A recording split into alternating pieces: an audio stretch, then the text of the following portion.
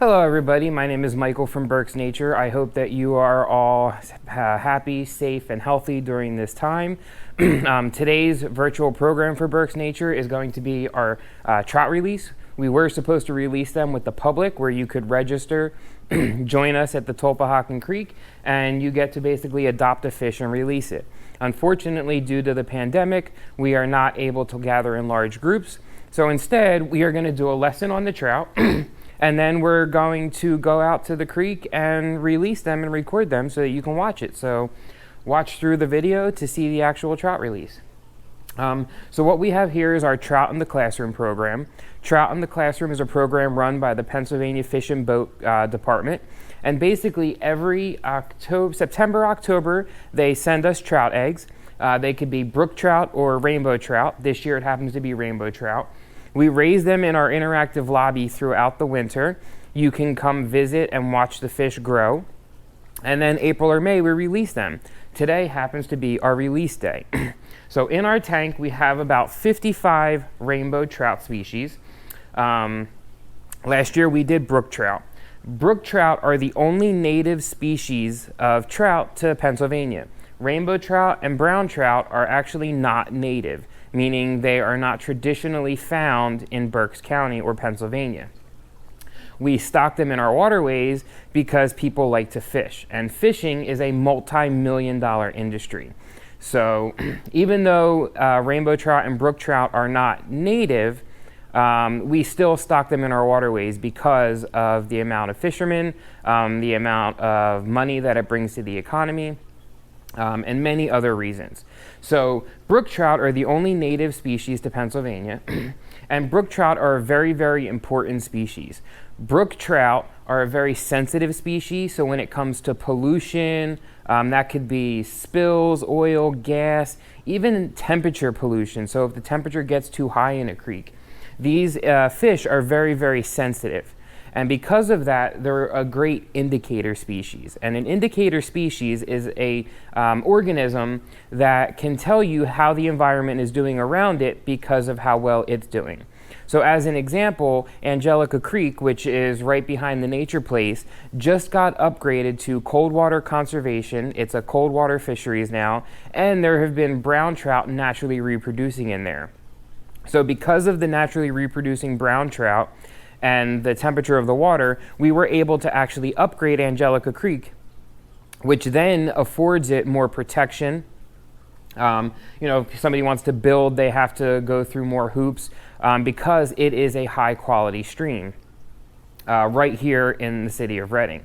So trout are a very, very, very important species when it comes to Pennsylvania, Berks County, where you live. Not only are they great for the environment, are they an indicator species, but like I said earlier, they are also a huge boom to the economy. The amount of money that is spent on fishing sustainably, because they are stocked, or catch and release, all of that actually helps Pennsylvania in many, many ways. So the trout, not only are they a beautiful fish, not only are they an indicator species, but they're just important all around.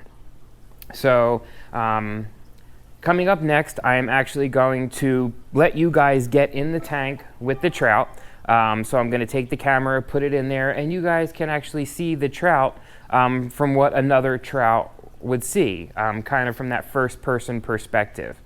After that, we are then going to head out to the Tolpahocken Creek. I will video the trout being released. I will try to get some video of the trout in the creek as we're releasing them, as they're being released from their cups. We do this every year. So if this year we were supposed to go to the Tolpahocken, we were going to do a public release. So basically you could register online, you could adopt a fish, and then you could meet us out at the creek and you and your family could actually release a fish. Unfortunately, due to the pandemic, that is not possible. We cannot gather in large groups. So we figured this was a great alternative to that. But next year, make sure you keep an eye out, because come February, March, we'll start advertising where you can register, you adopt the fish, depending on how many are in here. This year we could have done up to 40 families. And then you meet us at the creek and you actually get to release one. Last year we had about 60 fish. This year we have about 40-ish, 50-ish. We are going to be keeping some of the trout. So if after this pandemic is over and you would like to come in and join us to see how the trout are doing, we're going to keep about 4 or 5 trout in the tank, and we'll release them in September, and then we'll get our new eggs in September. So make sure when this is all over, you come out to the nature place to visit the few remaining fish.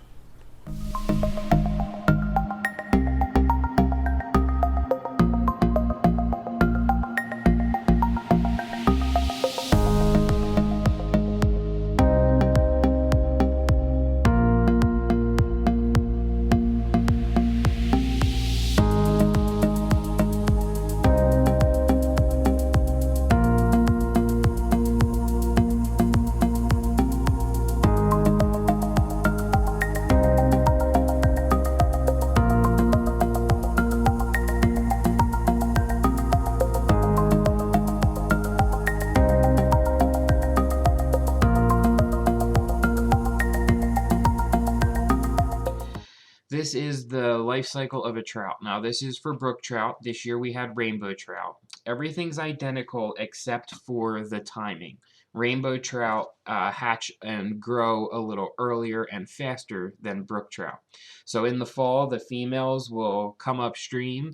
They'll make a nest called a redd, R-E-D-D, in the bottom of a stream that has gravel on it.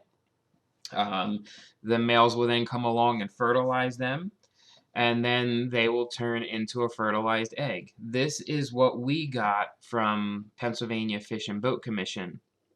We got the eggs. Usually for the brook trout it's the winter, but our fertilized eggs came the beginning of October, and by the end of October, middle of November, they had turned into what's called a fry. So a fry is a little fish that still has the egg sac, or sac fry, and what they do is they continue to feed off of that egg sac until it's absorbed. Once it's absorbed, then they start swimming up to the top and they start coming for food. So I would say by the end of November, all of our eggs had grown into fry, which were then coming up to eat. After that, they then turn into what is called a fingerling. So a fingerling is just a little version of the adult fish. This is what we are going to be releasing. They are between 2 and 3 inches long. So this is what, when we go to the Tulpehocken, we'll actually be releasing. You can come see them grow. We kept about 8 fish in our tank. So once this pandemic is over, you can come in and still see how the rainbow trout are going to grow. Once we release them, the ones that survive will then turn into an adult rainbow trout. And that is good for, they can be food for other animals. They can grow up and procreate, or maybe make more babies. Depending on the species. Rainbow trout generally do not reproduce wildly. There's, I believe, 2 confirmed creeks in all of Berks County where rainbow trout have been naturally reproducing. Don't quote me on that number, but it is very low. Only about, like I said, 2 or 3 streams in Berks County. But then the adult fish can then be caught by fishermen, and the process starts all over again.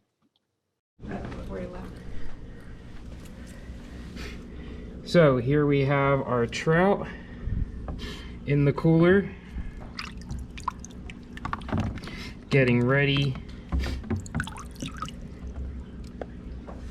The trout are in the cooler getting ready for transport. Hey everybody, so we left the nature place and now we're here at the Tulpehocken Creek. We're about to release the trout.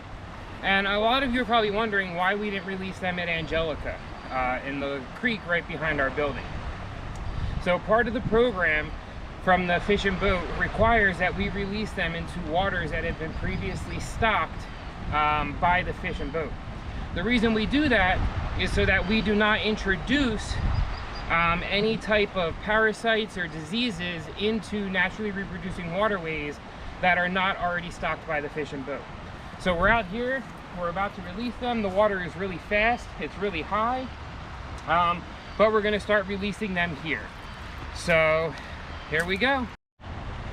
So prior to actually releasing the fish, what we have to do is we have to get some creek water.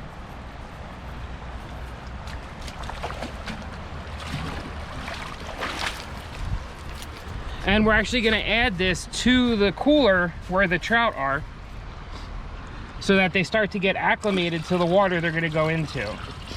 So we'll add a little bit of water, we'll let them acclimate. We'll add a little bit of water, we'll let them acclimate, and we'll do this process for a few minutes. So here we have our very first trout we're gonna release.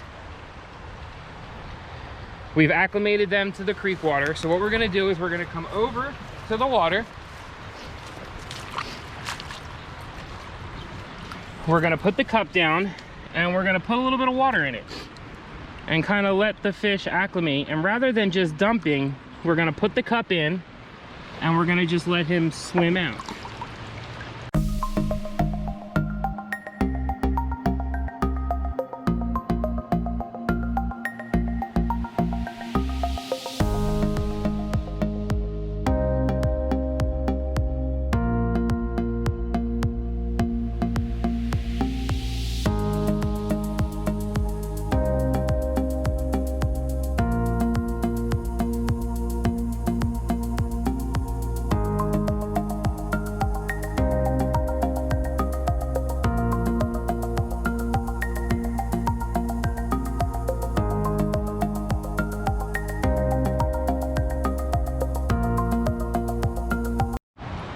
So thank you for coming along on our trout release journey. Don't forget, next year we'll do this again.